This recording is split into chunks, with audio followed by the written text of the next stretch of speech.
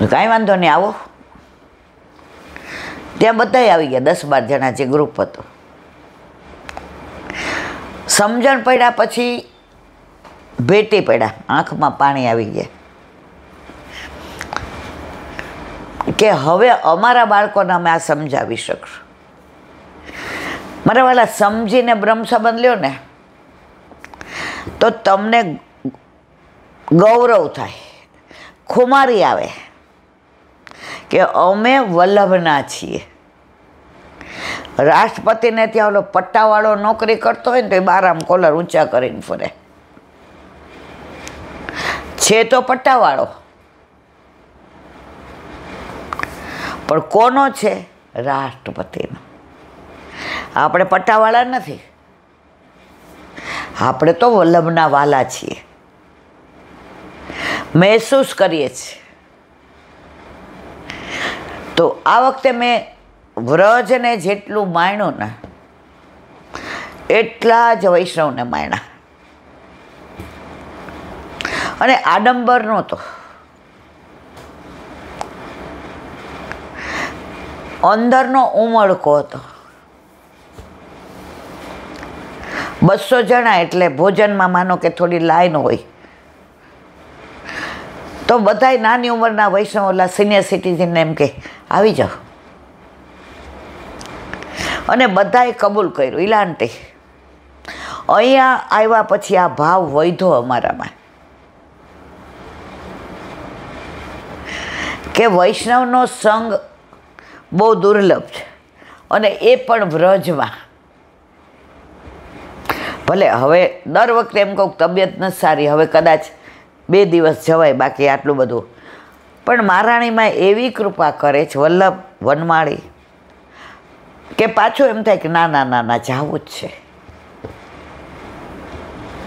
આવ્યા આવ્યા યમુનાજી નાનો તરાને મારે જાવું છે વ્રજ પર સરે, આજ કોઈ રોકો નહીં.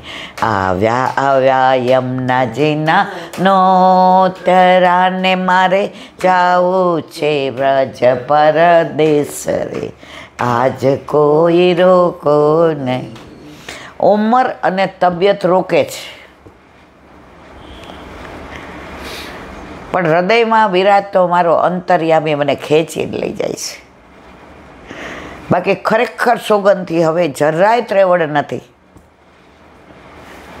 કે ટ્રેનમાં ચડવું ને ઉતરવું ને બહુ અઘરું થાય છે.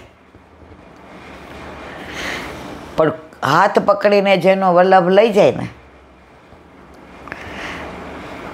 વૈષ્ણવનો સંગ થા તન મનના દોષ જાય, વૈષ્ણવનો તન મનના દોષ જાય, મિથ્યા પ્રપંચ મારા જાય ટળી, મિથ્યા પ્રપંચ મારા જાય ટળી. માગો એટલું શ્રી વલ્લભને શરણે જઈએ, રહીએ આનંદમાં, વલ્લભને શરણે જઈએ રહીએ આ. તો અહીંયા આ વખતે વ્રજમાં જે વૈષ્ણવનો સંગ થયો, અને બધા એવા હોંશીલા, ઘણા તો 12 ગામથી આવ્યા હોય, ઉતરે નાહી ધોઈને હું પ્રસાદ લેતી મોઢામાં કોળ્યો હોય, સીધા આવીને આમ પછી હું કહું આવું છું પ્રસાદ લઈ, ત્યાં તો પાછા આવે. આ બેન હારે વાત કરો ને, મેં કીધું ભાઈ હું આ પ્રસાદ લઉં છું, મારાથી બોલાશે. ના ના આની હારે વાત કરો. હું કહું હવે આપણે બપોરે મળશું, અત્યારે વળી પાછા. તો ઘણા વિવેકે ચૂકી જતા હતા. કારણ જ્યારે આપણે પ્રસાદ લઈએ અને આપણે વિવેક રાખવો જોઈએ કે આ જો મોઢામાં કોળિયો ઉંમર પ્રમાણે કે ઓતરાસ ગઈ કે શ્વાસ નળીમાં વયો ગયો, પણ છતાંય આપણે વિવેક નહીં ચૂકવાનો. 2-3 વાર કહ્યું ભાઈ, પણ હવે તુલસી સંસાર મેં ભાત ભાત કે લોગ, सबसे हिलमिल चाहिए नदिया नाव संग। तो व्रजમાં ઘણા બધા સરસ અનુભવ થયા. આવું થાય, યાદ એને નહીં રાખવાનું, યાદ આટલા બધા સારા અનુભવ થયા. 2-3 દીકરીઓ હતી કે અમે ટાઈમમાં થઈએ છીએ, હવે ઠાકોરજી પુષ્ટ કરાવે છે. એ કે મારા મિસ્ટર જોજો નહીં સાંભળવા આવે. પહેલી વાર એને બોલાવવા આવ્યા, સત્સંગ અધૂરો હતો, બેઠા. પછી કે એ ઉતાવળ કરે, હાલ એ કે પછી અનુસંધાન નહીં રહે. ઇલાંટે એણે એમ કીધું કે તું ટાઈમમાં આવીશ ને ત્યારે હું સેવા કરીશ. આ વ્રજનો પ્રભાવ છે, આ રજનો પ્રભાવ છે, આ યમુના પાનનો પ્રભાવ છે, આ ગિરિરાજ બાવાના ચરણ સ્પર્શનો પ્રભાવ છે, આ વલ્લભના ઝારીજી ભૈરાઈનો પ્રભાવ છે.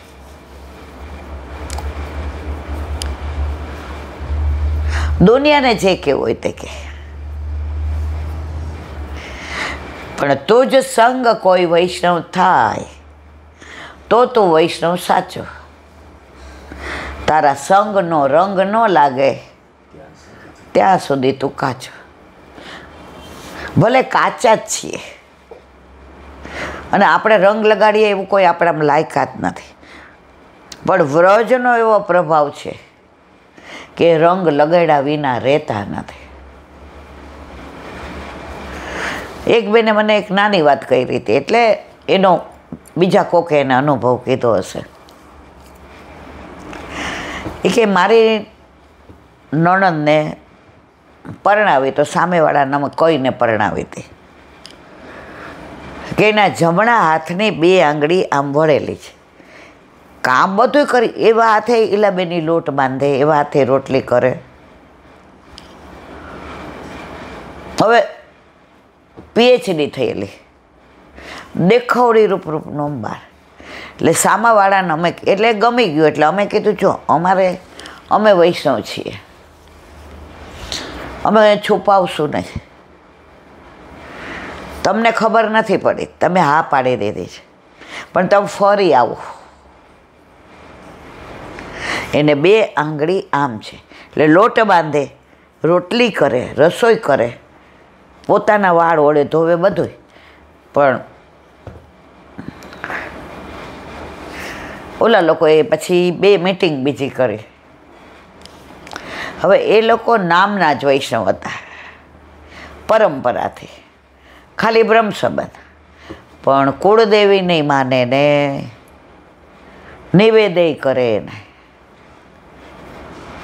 સોમવારે કરે શંકર ભગવાનના ને શનિવારે હનુમાનજી તેલ ચડાવાઈ જાય, ગણપતિ ચોથે લાડવાઈ કરે.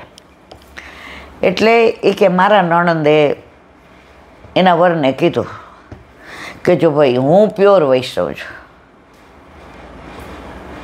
એટલે એ કે અમે ઘરમાં એને કીધું કે તું હમણાં બધું બોલતી નહીં, કે તું આ બધામાં નથી બાંધતી. એ લોકોએ તારી આ ત્રુટિ છે તો હા પાડી, ને માણસો બહુ સારા છે, ભલે નામના વૈષ્ણવ છે. એટલે આણે 3જા ઇન્ટરવ્યૂમાં કીધું જો આજે શનિવારને કાલે રવિવારે ચુંદડી, સૌરાષ્ટ્રમાં ચુંદડી ઓઢાડવાનું કે એન્ગેજમેન્ટને. પણ આ બધામાં હું